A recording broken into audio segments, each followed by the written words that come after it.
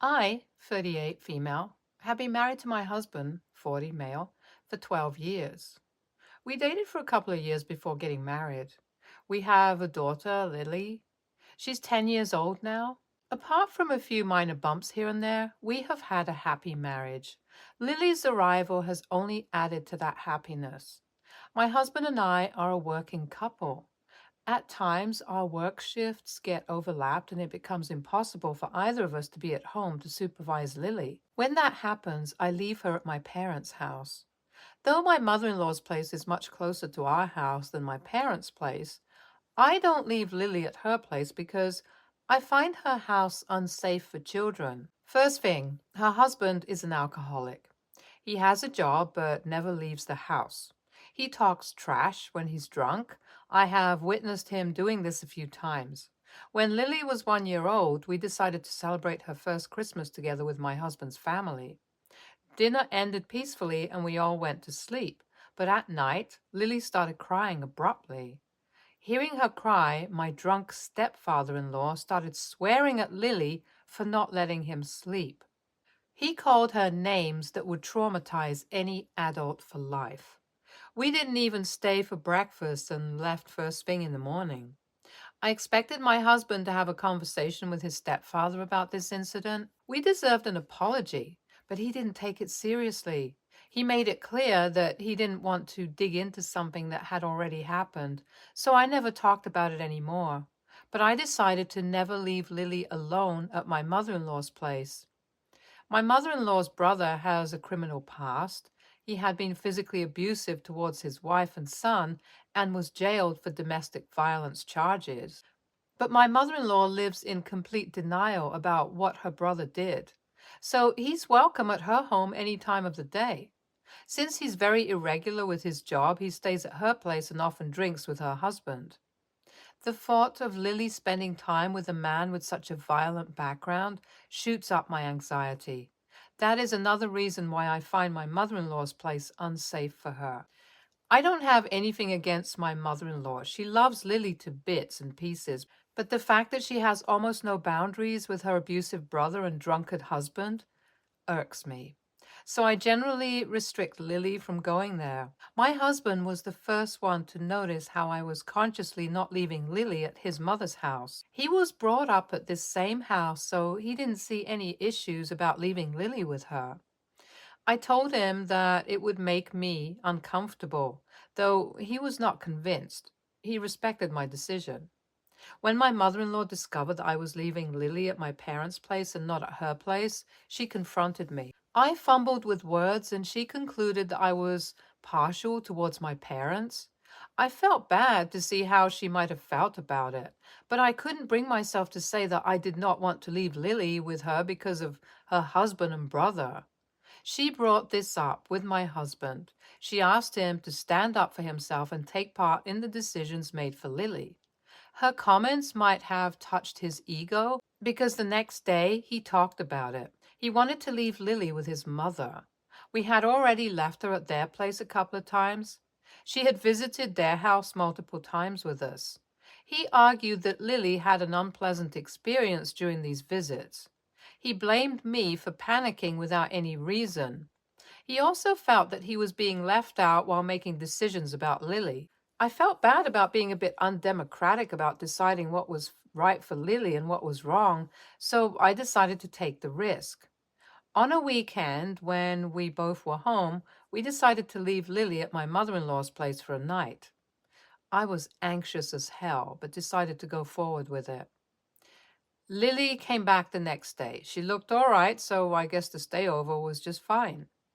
I went to her bedroom at night to ask her about the stayover. She is a good narrator. So she narrated in detail every minute of the day she spent at my mother-in-law's. It was mostly a very happy account, but an incident that she told left me deeply disturbed. As I have already said, my husband's stepfather drinks every day.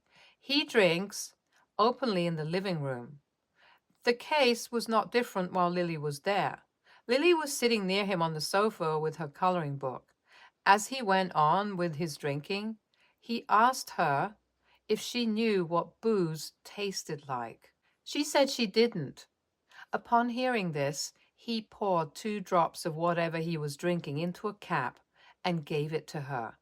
She tasted it, and they both laughed about it. Nothing happened after that, but I felt very angry about it. This was inappropriate. I had already taught her about safety. I went over that again with her before taking this up with my husband. I talked about it to my husband, but he found it funny and even told me that this was how he first tasted booze as well. I told him that I decided to not send Lily there ever again. Since he saw how angry I was, he did not object. This was a couple of months after her 9th birthday. Throughout that year, my mother-in-law had tried to get Lily again at her home, but whenever there was a need to take care of Lily, I took her to my parents' place. We decided to make Lily's 10th birthday a bit extravagant. We usually have a small party with immediate family and a few of Lily's friends, but this time we decided to host a bigger party. Our family, neighbors, friends, and Lily's friends were invited. The party was my brainchild, but my husband actively took part in the planning and execution. I was hesitant to invite my mother-in-law's husband to the party because of his drinking problem. When I talked about this to my husband, he suggested making the whole party alcohol-free. Since there would be many children at the party, going alcohol-free was ideal. But my mother-in-law was furious when we informed her that the party would be alcohol-less. She said she wouldn't be coming if drinking was not allowed. She felt like the no alcohol part was targeted at her husband, but we did not budge. My mother-in-law and parents arrived a few hours early for the party. My mother-in-law came without her husband. Her husband might have taken the no alcohol part personally. While we were busy with decorations and arrangements, I could see that they were talking to each other. After chatting with my parents, my mother-in-law walked towards my husband. She took him to a corner and had a private conversation. I looked at them for a while, but I couldn't make out what was going on, and so got on with my decoration work. When my husband returned, I noticed that his cheeks were red. That happens when he's disturbed about something. He was hesitant to open up to me. I just wanted to know if their conversation had anything to do with me not leaving Lily with my mother-in-law. He said yes. After a while, when we got time, my husband gave me the details. My parents were not aware of the drama between me and my mother-in-law, so while they were talking, they informed her that Lily was with them for the last 2 weekends. My mother-in-law got pissed when she learned about this. Her anger was directed at me. I couldn't forgive her this time.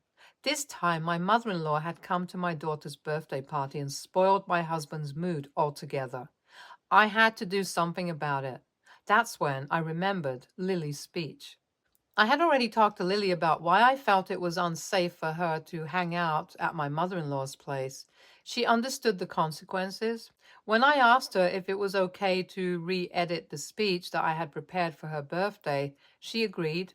In the speech, I added an anecdote that showed how an unhappy childhood creates an unhappy adult. The story was about a boy who lived with his grandparents. His grandfather was an alcoholic who secretly made the boy taste the alcohol a few times. This lures the boy into stealing one of his grandfather's bottles. He finally gets addicted to alcohol during his school age. His grandparents allowed people with a history of violence into their homes. This led to a few incidents in which the boy got physically hurt. In the end, he grows up to be a horrible person. The story ended with the moral that each child gets shaped by the environment in which they are growing up. Lily added that she felt lucky to have us as her parents. She improvised that last part, which made both me and my husband very happy. In the middle of her speech, my mother-in-law hurled the gift she had brought for Lily at me and left the party. She has since then been unavailable on the phone. My husband is angry at me for being specific with details in the story. Most people understood that the story was a dig at my mother-in-law. My parents are not on my side. They're accusing me of insulting my husband's upbringing. Am I the a-hole for letting my mother-in-law know that her house is not safe for my daughter? Update 1. Mother-in-law called my husband. Her first command to him was to man up and divorce me. My husband is still angry at me for making a scene. He's not understanding any of my points. He keeps justifying their uncivilized behavior by blaming it on the harsh living conditions that they had to endure during their childhood. That's not my logic as well. I don't want Lily to be uncouth. That's why I'm trying to raise her in a happy and safe environment. I don't think he will understand me. He is not even ready to blame his mother for throwing the gift at me. Update 2. Tonight, my mother in law and her husband came to our house drunk. My husband was yet to reach home from work. She made her husband shout at me from the outside. Lily got very scared. Though they left when I threatened them to call the police, it was very traumatizing. When I told this to my husband, he took it casually. I think if this is the case, I can't continue living with my husband. He doesn't understand the gravity of the situation well. Update 3. I have decided to end the marriage with my husband. He's been siding with his parents even after I explained everything over and over to him. His mother's brother got arrested again by the police for beating up the cashier at a supermarket. To this, his response was, "Uncle Roger has always been like that." He chuckled while saying that. I felt disgusted. That's the last thing I wanted to hear from him. I left with Lily immediately and filed for divorce. NTA, this is utter nonsense. Your husband is insane and he is the real issue. How can he not care at all about his kid's safety? He shouldn't even be allowed visitation with the child. NTA, your child is your responsibility. You will have to protect her for a few more years. From your account, I feel like you're a very responsible and protective mother. Your daughter is very lucky, but your husband sounds like he's still prioritizing his relationship with his mother over his daughter's safety. That's a big red flag. Next story. My father got my mom pregnant in university. She didn't want me and my grandparents did. I grew up with my grandparents raising me. They did their best, but I am definitely a handful, and they had trouble keeping up. I wasn't a bad kid or anything. I just had a lot of energy, and I should have been a grandchild they spoil, not an extra kid. They loved me and they did their best. My father, on the other hand, was kind of a dickhole. He would never spend time with me, and when he graduated and later got married, I wasn't even an afterthought. The cool stuff about my grandparents, though, was all their stuff. My grandfather has a garage full of tools. He does all the repairs on their vehicles and around the house.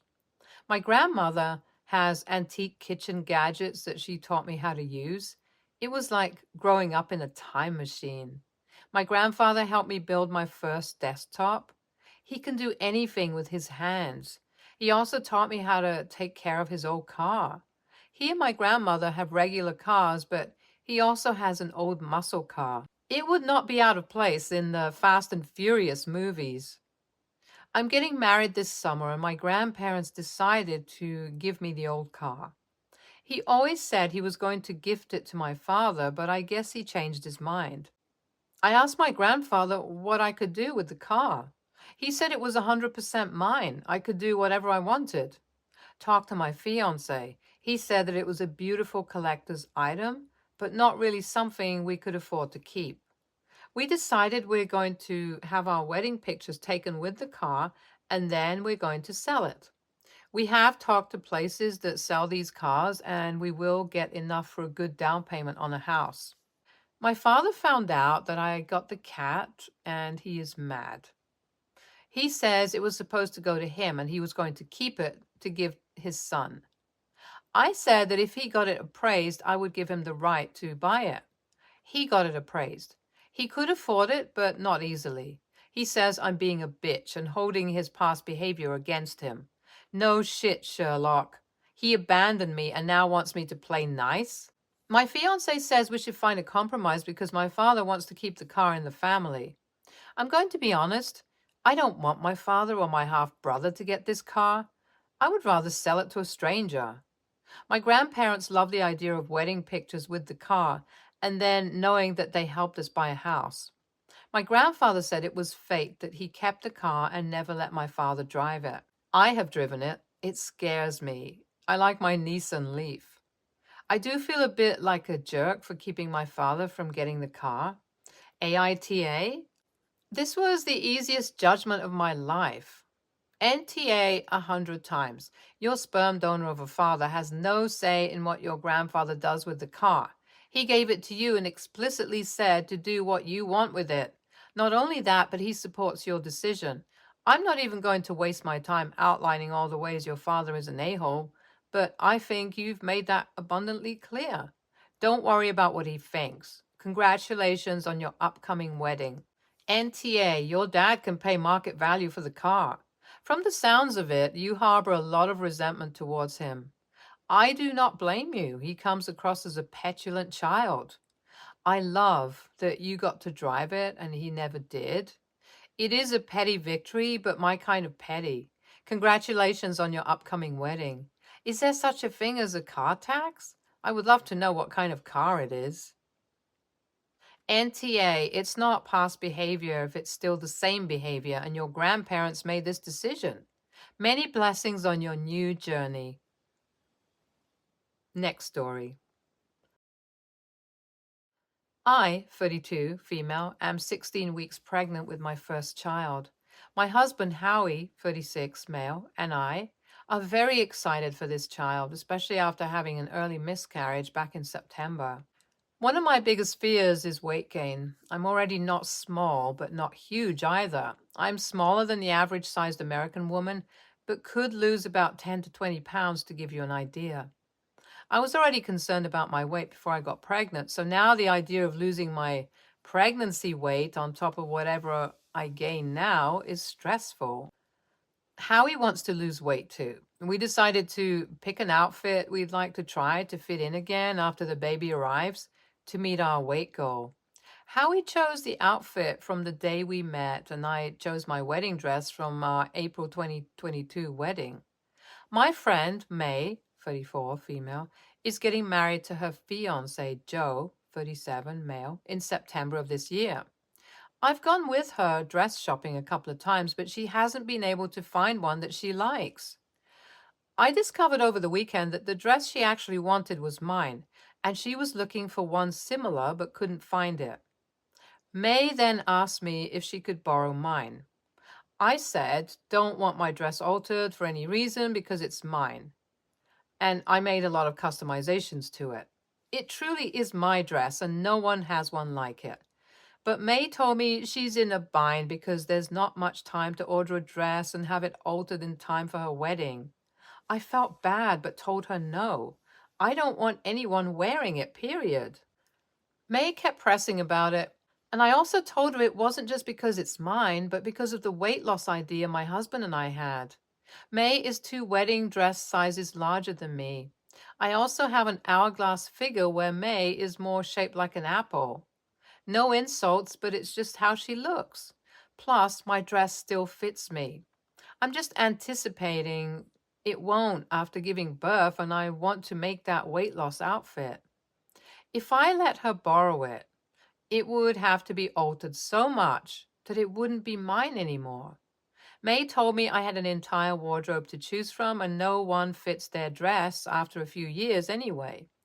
She also said that baby weight usually doesn't go away. She has 2 kids, and that I should be thinking about her wedding.